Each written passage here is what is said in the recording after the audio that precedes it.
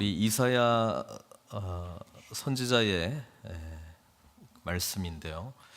우리가 그 이사야서 전체를 큰 그림으로 늘 간직하고 있어야 돼요. 그래야지 이 말씀을 읽을 때 좀 해석에 도움이 많이 됩니다. 어쨌든 모든 선지자의 공통점은 선지자가 필요할 때 하나님께서 말씀을 주신 상황이거든요. 그러니까 이사야 선지자가 나와서 이제 하나님의 말씀을 증거할 때는 이스라엘 특별히 이제 남유다 입장에서는 뭐 우시야, 운요아히, 그렇죠? 아하스, 히스기야, 요람, 아하스, 히스기야까지의 4대 왕에 걸쳐서 예언했던 이제 선지자라고 하는 것입니다. 그래서 성경에 그때 왕들이 어떤 일들을 했고 어떤 일들이 나타났는가를 우리가 역사적인 배경으로 알고 있어야 사실 이 말씀들이 좀 더 정확하게 들어올 수 있습니다. 그래서 열왕기 하 아니면은 이사야 선지자에서도 뭐 특별히 아하스 왕하고 히스기야 왕에 대한 이야기가 나오니까 거기를 이제 좀 읽어보시면 좀 도움이 되고 선지자가 그렇거든요. 하나님의 영이 임할 때 이제 말씀이 나오는 거예요. 그래서 이게 이사야서 같은 경우에는 1장부터 66장까지 한 번에 끝까지 하나님께서 말씀을 하신 게 아니고 예언의 말씀이 곳곳에 이제 전해졌기 때문에 그때마다 이제 예언 말씀들의 그룹이 있는 것이죠. 특히 33장 같은 경우에는 이제 화를 선포하는 내용이 나온단 말이에요. 그렇죠? 너 학대를 당하지 아니하고도 학대하며 속이고도 속임을 당하지 아니하는 자여 화 있을진저 이렇게 나오는데 28장부터 읽어보면은 사실 지금 6번째 화 선포를 하고 있는 겁니다. 5번의 화는 유다의 그 리더들을 향해서 이제 화를 선포했다면 오늘 1절에 나오는 너는 가장 가깝게는 그 아수르를 향해서 지금 화를 선포하고 있는 것입니다.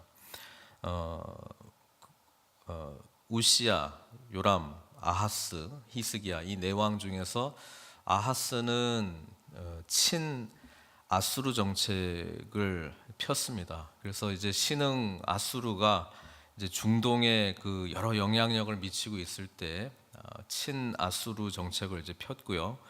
아수르 다음에 이제 히스기야가 왕이 됐는데 히스기야는 사실 이제 반 아수르 정책을 핀 거죠. 그러니까 그러다 보니까 아수르가 이제 그 북이스라엘을 먼저 멸망시키고 이제 히스기야 왕이 통치할 때에 산헤립이라고 하는 왕이 많은 이제 위협을 했습니다. 그래서 그때를 배경으로 해서 하나님께서는 이사야 선지자를 통해서 이렇게 말하는 거죠. 북쪽도 마찬가지고 남쪽도 마찬가지고 이런 이방 열국들을 통해서 너희들의 죄를 심판한다. 결국 그겁니다. 하나님 앞에 신실하게 살지 못했기 때문에 온전한 예배를 드리지 못했기 때문에 리더들이 정신 못 차리고 하나님의 공의가 통치되는 나라를 이루어야 되는데 말씀대로 하지 못했기 때문에 이런 심판이 결국 임할 수밖에 없다는 이야기를 하고 있죠. 그러면서도 궁극적으로 그 열방에 대한 심판들에 대한 이야기가 곳곳에 나오고 그러면서 이 세상 나라들은 다 사라지게 되고 궁극적으로 한 의로운 왕이 진정으로 하나님 나라를 세우는 자가 될 것이다. 그런 비전들이 이제 곳곳에 이제 나오는 거예요.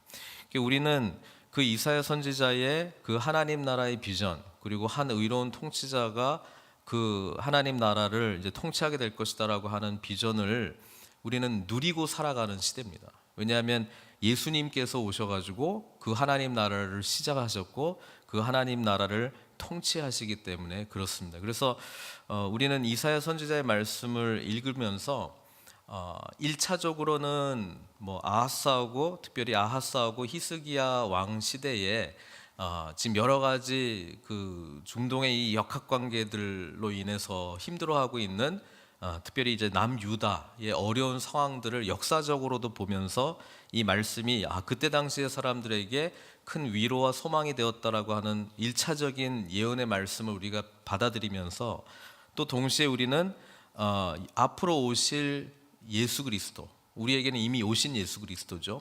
그 나라가 어떠한 나라가 될 것인가를 보게 되면서 또 우리는 완성될 하나님의 나라를 소망하는 자들이잖아요. 그러니까 이 예언의 말씀이 1차, 2차, 3차에 걸쳐 가지고 우리에게 살아있는 하나님의 말씀으로 온다는 거예요. 그러니까 그 시각을 늘 가지고 있어야 돼요. 사실 지금 1절부터 6절까지 짧은 본문이지만 열왕기 하를 읽으시든 역대 하를 읽으시든 또 이사야 특별히 36장 37장 읽으시든 그 배경이 되는 부분입니다. 여기서 말하는 1절에 너는 아수르를 일단 역사적으로 이야기를 하고 있고, 또 우리 입장에서는 지금 뭐 세계 국제 정세적으로도 이 나라가 이렇고 저 나라가 이렇고 뭐 그런 관계 속에서 우리는 이렇게 살아야 되고 하는 이런 이야기들이 나오는데, 결국 거기에 너무 의지하지 말라는 거예요. 우리는 천국 백성들로서 하나님의 나라의 완성을 소망하는 자들이기 때문에 세상 나라들의 그렇게 의지하고 신뢰를 하는 것이 우리가 가져야 될 진정한 마음의 태도가 아니라는 것이죠. 그래서 1절 보시면 이렇습니다. 너 학대를 당하지 아니하고도 학대하며, 그렇죠? 자기는 학대를 안 당했는데 남은 학대하고, 속이고도 속임을 당하지 아니하는 자요. 자기들은 막 속이면서 정작 속임을 당하지 않는 너희여 화 있을진저. 아수르를 지칭한다고 많은 성서학자들은 생각하고 있습니다. 내가 학대하기를 그치면 내가 학대를 당할 것이며 내가 속이기를 그치면 사람이 너를 속이리라. 네가 이때까지는 학대도 안 당하고 속임도 안 당한 것 같지만은 결국에는 그 날은 끝날 것이다, 이 이야기입니다. 저랑 같이 열왕기 하 18장을 좀 보려고 해요. 열왕기 하, 역대하 보셔도 되고 이사야서 보셔도 되는데 열왕기 하를 보겠습니다. 여기 18장에 보면은 그 13절부터 17절까지요. 제가 읽겠습니다. 그 히스기야 왕 14년에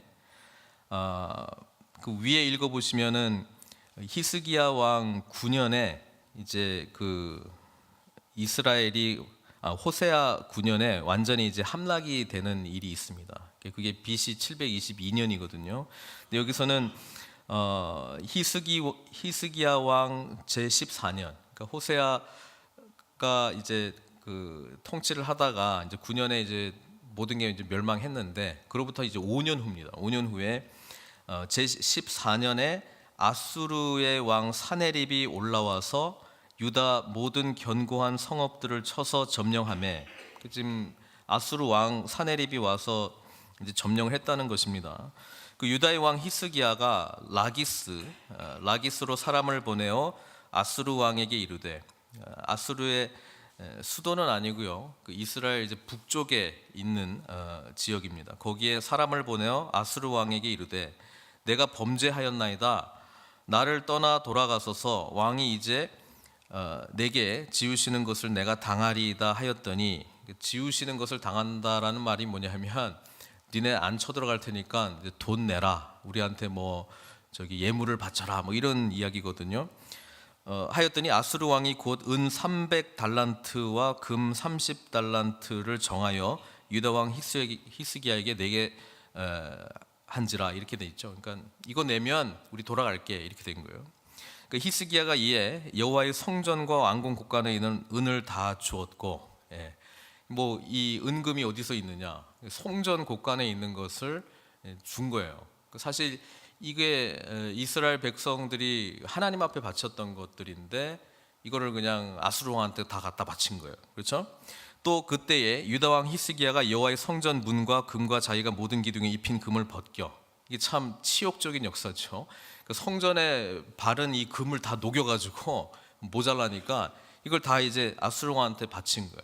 그럼 이 조건대로 하면 아수르는 돌아가가지고 안 쳐들어와야 되잖아요. 근데 17절에 보세요. 아수르 왕이 다르담과 랍사게로 하여금 대군을 거느리고 라기스에서부터 예루살렘을 가서 히스기야 왕을 치게 하며 이렇게 된 거예요. 그러니까 받을 거 다 받고 뭐 한 거예요? 공격한 거예요. 그래서 지금 1절에 학대를 당하지 아니하고도 학대하며 속이고도 속임을 당하지 않는 자라고 하는 게 지금 이 아수르 사내립에 대한 이야기를 하고 있는 거예요. 이런 이제 역사적인 배경을 통해서 지금 이사야 선지자가 말하고 있는 이야기는 지금 유대가 지금 힘들지만 산헤립과 함께 이 아수르 제국은 오래가지 않을 것이다. 왜? 하나님께서 이사야 선지자를 통해서 화를 선포하고 있잖아요. 지금 저주를 선포하고 있는 겁니다. 너희들은 망하게 될 거야. 너희들이 학대를 당할 거고 너희들이 속임을 당하게 될 것이다. 이렇게 이야기를 하고 있습니다.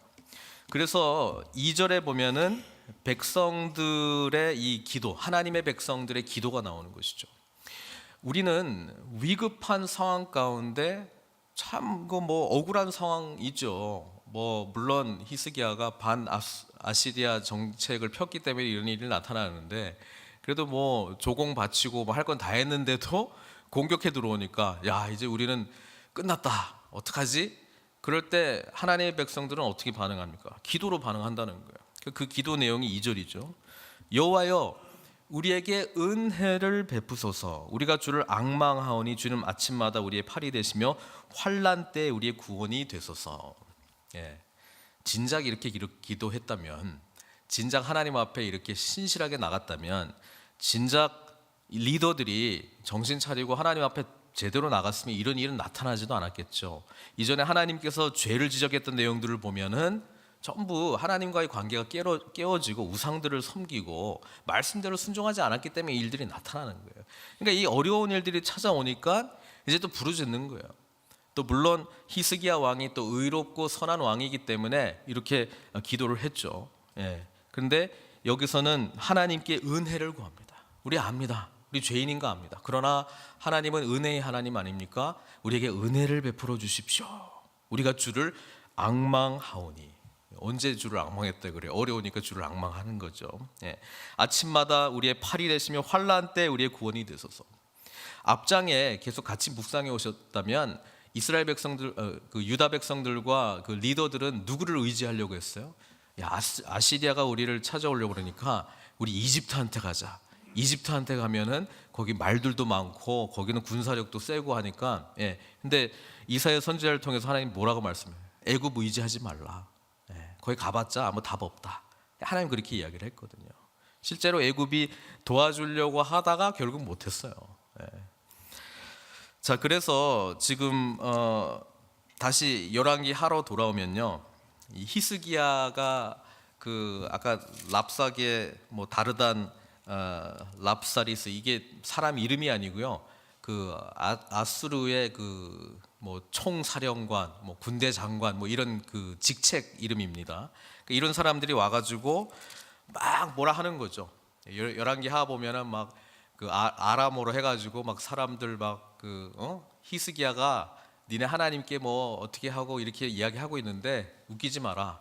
아시리아는 한 번도 그 전쟁을 해가지고 우리가 진 적도 없고 너희들이 이길 수 없다. 그러니까 빨리 항복하고 와라. 우리한테 와라. 뭐 이런 이야기를 막 하거든요. 그러니까 히스기야 19장 1절에 보면은 이렇게 돼 있습니다. 히스기야 왕이 듣고 이제 이 사람들이 막 했던 이야기를 듣고 옷을 찢고 굵은 배를 두르고 여호와의 전에 들어가서 이때부터 이제 기도하는 거예요. 기도 내용을 다 볼 수는 없고 14절부터 제가 한번 읽어볼게요. 또 편지도 보냈거든요. 편지, 아주 모욕적인 편지의 내용입니다. 그러니까 14절에 히스기야가 사자의 손에서 편지를 받아보고 여호와의 성전에 올라가서 히스기야가 그 편지를 여호와 앞에 펴놓고 그 앞에서 히스기야가 기도합니다. 뭐라고 기도하냐면 그룹들 위에 계신 이스라엘의 하나님 여호와여, 주는 천하 만국의 홀로 하나님이시라. 주께서 천지를 만드셨나이다.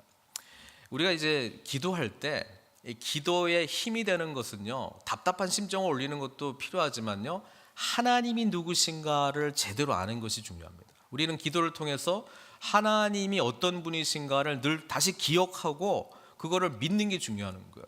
지금 히스기야가 고백하고 있는 게 뭐냐면 천지를 창조하신 하나님께 기도하고 있는 거예요. 그렇죠? 그러면서 여호와여 귀를 기울여 들으소서, 여호와의 눈을 떠서 보시옵소서, 사네립이 살아계신 하나님을 비방하러 보낸 말을 들으시옵소서. 이 편지, 또 앞에 비방했던 말을 듣고 히스기야가 막 경노하면서 어찌 감히 하나님께 이런 이야기를 할 수 있습니까? 어떻게 하나님의 백성들에게 이런 일들이 나타날 수 있습니까? 이렇게 토로하고 있는 거예요. 또 그들의 여호와여, 아수르 여러 왕이 과연 여러 민족과 그들의 땅을 황폐하게 하고, 그러니까 이게 그들이 이야기했던 거죠. 야, 우리들이 정복을 하면서 그냥 모든 민족들을 쑥대밭 만들었는데 니네가 뭘 믿고 우리한테 덤비느냐, 견디느냐, 이런 이야기를 하고 있는 거거든요. 그건 사실입니다. 또 그들의 신들을 불에 던졌사오니 이는 그들의 신이 아니요 사람의 손으로 만든 것 곧 나무와 돌뿐이므로 멸하였나이다. 다른 열왕들이 멸망하고 그들의 신들이 막 불에 던져지고, 막 우상들이 불에 던져지고, 막 아수르가 막 침공해 나가는 거는 당연하다고 저는 생각합니다. 히스기야가 말하는 거죠. 왜냐하면 그들은 가짜 신이니까. 그런데 하나님은 천지를 창조하신 진짜 하나님이시잖아요. 그거를 지금 이야기하는 거거든요. 우리 하나님 여호와여, 원하건대 이제 우리를 그의 손에서 구하옵소서. 하나님은 진짜 하나님이시니까, 하나님은 살아계신 하나님이시니까, 하나님은 천지 만물을 창조하신 생명의 근원이 되신 하나님이니까 당연히 우리를 살려주십시오. 이렇게 기도하는 거죠. 그리하옵시면 천하 만국이 주 여호와가 홀로 하나님이신 줄 알리이다. 예, 그러니까 보세요. 우리가 어려움을 처했을 때 보통 우리가 하는 기도는 그 어려운 사내립이 지금 왔습니다. 하나님 살려주십시오. 우리 군사들을 더 일으켜 주십시오. 우리 사람들이 좀 하나가 되게 해주십시오. 뭐 조직력이 좀 더 이렇게 해서 뭐 군대의 사기를 올리고 뭐 군량미도 좀 해결할 수 있고, 이런 기도를 하는 게 아니고요.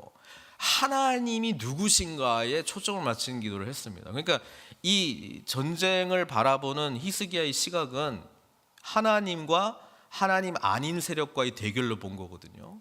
그러니까 히스기야 입장에서는 당연히 하나님이 이기셔야지. 그러니까 하나님, 원하건대 이제 그들의 손에서 우리를 구원하소서라고 하는 기도가 나왔다는 거예요. 여러분, 기도하면 뭐 해결됩니까? 어떻게 생각하세요? 우리는 늘 그 답답함 속에서 어찌 보면은 이 세상을 살아가고 있지 않습니까? 결국 믿음의 싸움이라는 거예요. 히스기야는 기도를 통하여 절대자이신 하나님, 천지를 창조하신 하나님께 기도하고 있다라고 하는 그 확신 속에서 기도했습니다. 그러니까 응답을 받아요. 그 응답의 내용이 뭐냐면 이렇게 기록되어 있죠. 19장 뒷부분 한번 보십시오. 32절부터 제가 읽을게요. 뭐 쭉 나오는데 이사야 선지자를 통해서 하나님이 답을 주시거든요. 그러므로 여호와께서 아수르 왕을 가리켜 이르시기를 그가 이 성에 이르지 못하며 이리로 화살을 쏘지 못하며 방패를 성을 향하여 세우지 못하며 치려고 토성을 쌓지도 못하고 오던 길로 돌아가고 이 성에 이르지 못하리라 하셨으니 이는 여호와의 말씀이시라. 이렇게 대답을 했단 말이에요. 내가 나와 나의 종 다윗을 위하여 이 성을 보호하여 구원하리라. 이렇게 이야기를 합니다. 하나님이 내가 구원할 것이다. 화살도 못 쏘고 무슨 방패 이렇게 앞에 세우면서 공격해 들어가는 진영도 하지 못할 거고, 예루살렘이 높기 때문에 여기에 높이를 맞는 토성도 쌓지 못할 것이고, 내가 그냥 나와 나의 종 다윗을 위하여, 종 다윗을 위하여. 왜 이 표현이 나오냐면 히스기야는 다윗이 아니잖아요. 그런데 히스기야는 하나님의 그 절대 주권을 의지하고 지금 하나님 백성이 누구인가에 대한 분명한 정체성이 지금 확인되고 있다는 것이죠. 다윗은 메시아의 나라를 대변하고 있는 것입니다. 왜? 하나님께서 그렇게 약속했잖아요. 내가 너에게 영원한 나라를 줄 것이다. 네가 나를 위해서 성전을 지으려고 하느냐? 내가 너를 위하여 집을 짓겠다 이야기하면서 영원한 왕국에 대한 이야기를 하거든요. 그러니까 다윗의 후손인 예수 그리스도가 오셔서 하나님 나라를 시작하시고 완성하시는 말씀을 하는 거예요. 그러니까 사내립이라고 하는 존재는 그 위대한 하나님의 역사에 비해서는 아무것도 아닌 거예요. 근데 그 마음을 히스기야가 가지고 있다는 거예요. 기도를 통해서 그런 마음이 있다는 것을 확인한 거 아니에요. 그래서 성경은 이렇게 기록합니다. 역사적으로 일어난 일이기도 하고요. 35절에 보시면 이렇습니다. 이 밤에 아무것도 일어난 게 없어요. 근데 이사야 선지자를 통해서 이렇게 이야기합니다. 이 밤에 여호와의 사자가 나와서 아수르 진영에서 군사 18만 5천 명을 친지라. 18만 5천 명이 한꺼번에 죽었어요. 아침에 일찍 일어나 보니 다 송장이 되었더라. 아수르 왕 사네립이 떠나 돌아가서 니느웨에 거주하였더니, 이거는 아수르의 수도거든요. 그가 그의 신 니스록의 신전에서 경배할 때에 아드람멜락과 사레셀이 그를 칼로 쳐 죽이고, 그 밑에 수하 장군들이 그를 죽입니다. 그리고 아라라 땅으로 그들이 도망하매 그 아들 에살핫돈이 대신하여 왕이 되니라. 이게 하룻밤 만에 18만 5천 명이 죽고, 사네립도 돌아가서 이제 그 반란을 일으킨 거죠. 쉽게 이야기하면 부하들이 그를 죽이고, 이제 그 아들이 이제 다시 왕위를 찾게 되는 이런 역사가 나타나는 거예요. 이게 어디서 시작됐습니까? 기도에서 시작된 거예요. 한 사람의 의인의 기도. 놀랍죠. 우리는 기도할 때 적어도 이런 자부심과 담대함이 있어야 되는 거예요. 한 사람의 기도. 김용기 장로님께서 그 본인의 기도처에 붙였던 것처럼 나라를 위해서 기도할 때 조국이여 안심하라, 이걸 딱 붙였다는 거예요. 무슨 이야기냐면 자기 기도하고 있으니까 조국이 안심하라는 거예요. 우리는 기도할 때 그런 담대함이 있어야 돼요. 하나님께서 우리를 책임져 주실 거라고 하는 그런 담대함이 있어야 되는 거예요.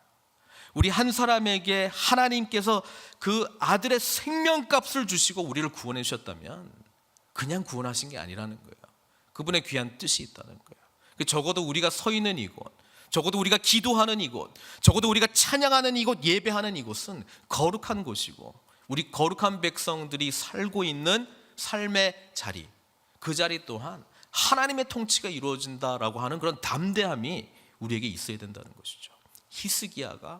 히스기야의 기도를 통해서 뭐 아무것도 한 거 없어요. 하나님이 치셨다라고 성경은 그렇게 기록하고 있는 겁니다. 그래서 다시 오늘 본문으로 보게 되면 이제 2절 히스기야의 그런 기도를 대변하는 내용이라고 볼 수 있잖아요. 여호와여 우리에게 은혜를 베푸소서. 우리가 주를 앙망합니다. 주는 아침마다 우리의 팔이 되시며 힘이 되시며 능력이 되시며 환난 때에 우리의 구원이 되소서. 이런 이제 고백을 하게 될 때에 3, 4절이 나타난다는 거죠. 요란한 소리로 말미암아 민족들이 도망하며, 이제 아수르도 얼마 못 갑니다. 그렇죠? 바벨론이라고 하는 신흥 세력에 의해서 곧 멸망하게 되거든요. 민족들이 도망하며 주께서 일어나심으로 말미암아 나라들이 흩어졌나이다. 이렇게 이야기를 해요. 이렇게 하나님께서 결국 이 세상 나라들을 완전히 멸하시고 심판하실 것이다라고 하는 이야기를 합니다. 황충의 때같이, 메뚜기 때같이 사람이 너희의 노략물을 모을 것이며, 졸지에 성경 기록에 의하면 18만 5천 명이 송장이 되어서 다 죽었다면 그들이 가지고 있었던 어떤 전리품들이나 이런 것들은 그냥 땅에 쓰러져 있는 거 아니에요? 그러니까 메뚜기 때같이 가가지고 너희가 그들의 노략품들을 취하게 될 것이다. 그 이야기를 해주고 있는 거예요. 그러면서 이 세상 나라에 대해서 그러니까 소망하지 말아라.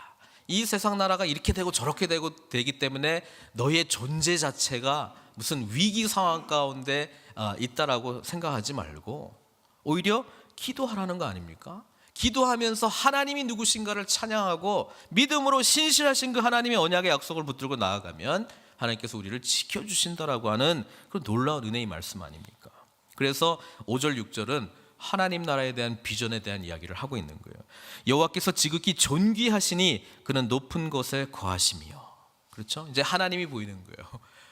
열국들이 보이는 게 아니라, 그들을 압제했던 자가 보이는 것이 아니라, 그를 속였던 자들이 보이는 것이 아니라, 이게 다 사라지고 존귀하신 하나님, 저 높은 곳에 보좌에 앉아 계신 하나님이 보이시는 거예요. 그러면서 하나님의 정의가, 하나님의 공의가 이곳에 충만케 해 주십시오, 이런 이제 비전이 세워지는 거 아닙니까? 그래서 하나님의 나라에 대한 소망의 메시지를 전하면서 그 나라가 곧 도래할 것이다, 우리는 그 나라 가운데 살고 있는 자들이에요. 그래서 우리는 하나님의 공의와 정의가 예수 그리스도를 구주로 고백하고 있는 공동체에 일차적으로 먼저 나타나야 되고, 또 세상 가운데 보냄받은 우리들이 그곳에 하나님의 공의와 정의를 실현하는 자로 살아야 된다는 것이죠. 그러면 말은 멋있는데 하나님의 공의와 정의는 무엇입니까? 우리 예수님께서 모든 걸 축축축 요약했죠. 다른 것이 아니라 이웃 사랑이라는 거예요. 하나님을 진짜 사랑하면 이웃 사랑하라는 거예요. 이웃 사랑이라고 하는 것은 어디까지 뻗냐? 약한 자들, 사회에 소외받고 있는 자들, 고통하는 자들, 억압받고 있는 자들을 향해서 하나님의 사랑의 긍휼의 사역을 감당하라, 이 이야기를 하고 있는 거예요. 그게 하나님의 통치를 온전히 인정하는 자들이 마땅히 보여줘야 될 거라는 것이죠. 그러니까 우리도 예수 그리스도를 머리로 하는 교회 공동체 아닙니까?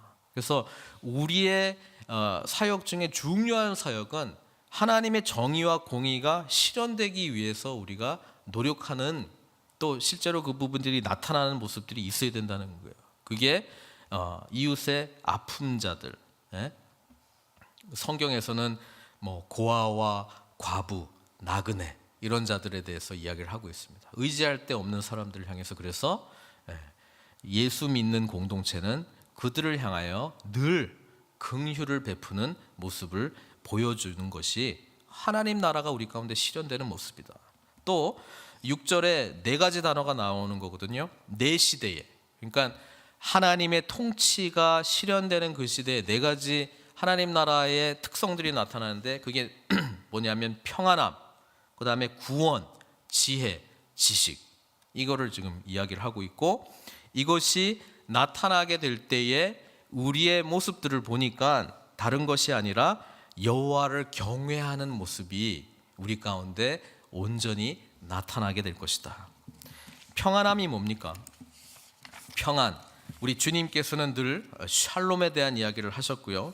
또 요한복음 14장 27절, 십자가를 지시기 전에 주님께서 몇 가지 주제에 대해서 말씀하셨는데 평안에 대한 말씀을 하셨어요. Peace, 이게 뭡니까? 평안을 너희에게 끼치노니, 14장 27절에 곧 나의 평안을 너희에게 주노라. 예수 그리스도의 평안을 주신다는 거예요. 예수 그리스도의 평안은 우리 삼위일체 하나님과 함께 누리는 샬롬의 은혜거든요. 그런데 주님께서 기도하시잖아요. 나중에 17장에 너희가 내 안에, 내가 너희 안에. 우리가 주님을 나의 주님으로 모시고 살아갈 때 이 평안이 우리에게 주어진다는 거예요.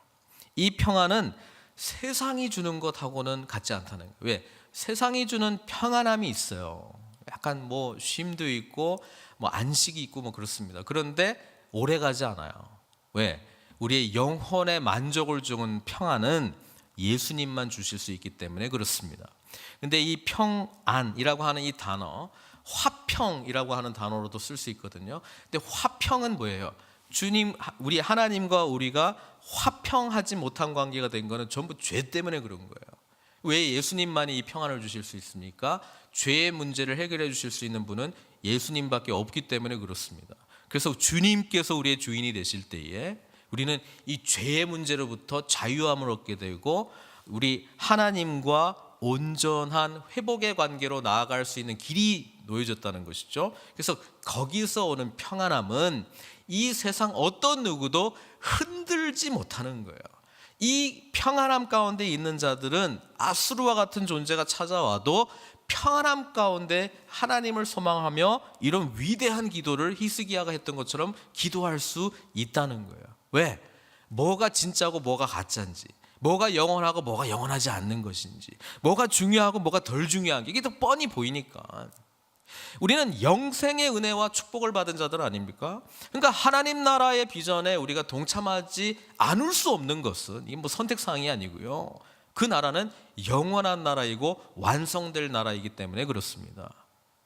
우리가 때로 힘들고 때로 연약한 모습이 지금 보여지는 나를 억압하는 아수르와 같은 그런 상황. 지금 18만 8천이라고 하는 군대가 나를 에워싸고 뭐 이제 뭐 앞, 뒤, 위 다 막혀 있는 그럼 뭐 어떻게 할 수 없는 상황 가운데 있어서 내가 절망하고 아이고 나는 그냥 인생이 너무 그냥 불행하다. 이렇게 규정하는 게 신앙인이 취해야 될 태도가 아니라는 거예요. 내 안에 주님이 계시면 우리는 그 가운데서도 절대자이신 하나님, 생명의 근원이 되신 하나님, 또 하나님 나라를 반드시 완성하실 하나님 때문에 우리는 소망을 갖게 된다는 거예요. 이게 기독교인, 신앙인의 놀라운 은혜라고 하는 것입니다. 그래서 이 평안이 우리에게 주어진다는 거예요. 또 구원의 하나님 아닙니까? 구원이라고 하는 것은 1차적으로는 죄로 인해서 우리가 영원히 죽을 수밖에 없는 존재지만 우리 예수 그리스도의 놀라운 은혜로 말미암아 우리가 구원받았다라고 하는 그런 차원도 있지만 이 구원은 지금 우리가 살면서 얼마나 많은 힘든 상황들이 곳곳에 도사리고 있습니까? 이게 뭐 관계적인 문제 때문에 힘들어하는 것도 있고 또 뭐 재정적인 문제 때문에 힘들어하는 것도 있고 또 육신의 질병으로 말미암아 힘들어지는 것도 있고 그런데 구원의 하나님을 바라보면서 우리는 소망할 수 있다는 거야. 왜? 이거는 곧 다 사라질 것이고 나의 영원한 존재의 그 방향은 영원한 하나님의 나라를 향해서 나아갈 것이기 때문에 그래서 하나님 나라를 소망하는 믿음을 가진 사람들은 어려운 상황들이 찾아와도 기뻐할 수 있고 감사할 수 있는 거예요. 그렇죠? 그리고 지혜와 지식입니다. 예, 지혜와 지식. 하나님께서 우리에게 지혜를 주셔서 이 세상을 어떻게 살아가야 될지 분별력도 주시고 또 세상을 살아가는 지혜를 늘 주시는 거고 이 지식이라고 하는 것은 여호와를 아는 지식이죠. 예. 우리의 신앙은 하나님이 어떤 분이신가를 아는 만큼만 믿을 수 있는 거예요. 그렇죠? 알고 이게 알다라고 하는 것은 야다, 경험적 알. 이 경험적 알을 우리가 체득 또는 삶으로 경험하면서 그만큼 믿는 거예요. 그래서 믿음의 도전이 찾아오는 것은 내가 이때까지 경험적으로 알고 있는 하나님하고 지금 현재 상황에서 내가 아무리 생각하고 계획해도 여기까지는 내가 알고 경험한 하나님이 해결해 주실 수 있는 분으로 믿어지지 않기 때문에 힘들어하는 거거든요. 그렇잖아요. 그러니까 우리는 지식, 지혜에 늘 자라가야 되는 거예요. 그러려니 어떻게 됩니까? 주님과 늘 동행하는 삶의 훈련이 우리 가운데 있어야 된다는 거예요. 그 동행하는 삶의 훈련이라는 게 제일 1차적인 게 기도의 장이죠. 기도할 때 우리는 우리의 필요만을 올려드리는 그런 시간 아니라 주님과 교제하는 시간으로 말씀 읽는 것도 뭔가 내가 얻으려고 하는 것보다도 말씀 자체이신 예수님과 교제하려고 하는 그게 우리를 사실 지켜준다는 거예요. 뒤에 마지막 부분에 여호와를 경외함이 내 보배니라 이렇게 이야기를 하잖아요. 그 지혜와 지식이 전부 여호와를 경외하는 거하고 관계돼 있죠. 잠언 9장 10절에 보면은 여호와를 경외하는 것이 지혜의 근본이다 이렇게 이야기를 하잖아요. 그렇죠? 또 잠언 1장 7절에 여호와를 경외하는 것이 지식의 근본이다 이렇게 이야기를 하고 있잖아요. 그러면 지혜와 지식이 풍성해지고 있는 이런 모습 속에 당연히 하나님의 백성은 늘 여호와를 경외하는 마음, 늘 여호와를 경외하는 이 모습이 나타날 수밖에 없다는 건데 이게 보배가 된다는 것이죠. 이게 귀하다는 것이죠. 예. 오늘 이 본문의 말씀을 통해서 우리는 뭐 역사적으로 일어났던 일들을 1차적으로는 바라보지만 그것이 기록되어 있는 이유는 봐라 그렇게 된다. 기도하면 하나님께서 임하시고 하나님께서 불가능한 가운데서도 반드시 길을 열어주신다라고 하는 그런 예를 제시해 주신 것이고, 오늘 천국 백성으로 살아가고 있는 우리들에게도 이 소망이 된다는 것이죠. 하나님은 우리가 히스기야가 기도했던 그 기도, 그래서 히스기야가 공동체 전체적으로 경험하게 한 이 놀라운 하나님의 구원, 이거를 경험케 하시기를 원하는 거야. 그러니까 우리 한 사람 한 사람 이 자리에 계신 분들이 얼마나 귀중한 분들입니까? 말씀을 사모하고 기도를 사모하고, 뭐 이 자리뿐 아니라 뭐 우리 삶의 곳곳에서 우리 주님을 온전히 만나고 하나님 나라를 향한 이 간절함이 우리의 기도의 중심 가운데 있을 때에, 여러분, 하나님 나라가 어떻게 진행되는가에 대한 눈이 확 열리기 시작할 때, 지금 당장 현실 부딪히고 있는 이 아수르 같은 이런 위협은 그냥 지나가는 것이구나. 하나님 말씀해 보니까 그들은 다 흩어질 것이고, 그들의 노량물은 다 너희의 차지가 될 것이고, 그 다음에 너희들은 이제 하나님 나라의 그 놀라운 은혜 가운데 살아가게 될 거야. 하나님의 정의를 실현하고 하나님만이 주실 수 있는 평안함 가운데 있고, 그 놀라운 구원의 은혜 속에서 하나님을 더욱더 알아가는 지식이 자라나고, 그래서 지식이 자라는 만큼 지혜롭게 삶 가운데에 여호와를 온전히 경외하는 모습으로 나아가게 될 거야. 그 소망의 말씀을 우리에게 주신다는 것이죠. 사랑하는 성도 여러분, 삶을 보고 우리 자신을 보고 상황들을 볼 때 늘 하나님의 눈으로 보기를 원하나이다, 이 기도를 하십시오. 하나님의 눈으로 보기 시작할 때 크게 두려운 존재로 여겨졌던 것들이 작은 존재로 바뀔 때가 너무나 많고요. 내가 너무나도 아파하고 있는 일들이 작은 아픔으로 변화될 수도 있고요. 또 이전에 깨닫지 못한 하나님의 긍휼의 마음과 사랑의 마음들이 우리 가운데 충만해지게 된다는 게, 이게 2절에 나온 놀라운 기도의 능력인 줄로 믿습니다. 오늘 이 아침에 기도하실 때 그런 담대함으로 기도하시고, 우리는 하나님이 살아계신 하나님이세요. 천지를 창조하신 하나님이세요. 그런 크신 하나님 앞에서 감히 기도할 수 있는 은혜 받은 자라고 하는 사실을 잊지 마시고, 하나님 앞에 간절히 기도함으로 응답 받으시는 저와 여러분들 되시길 주님의 이름으로 축원드립니다. 우리 같이 좀 기도했으면 좋겠습니다.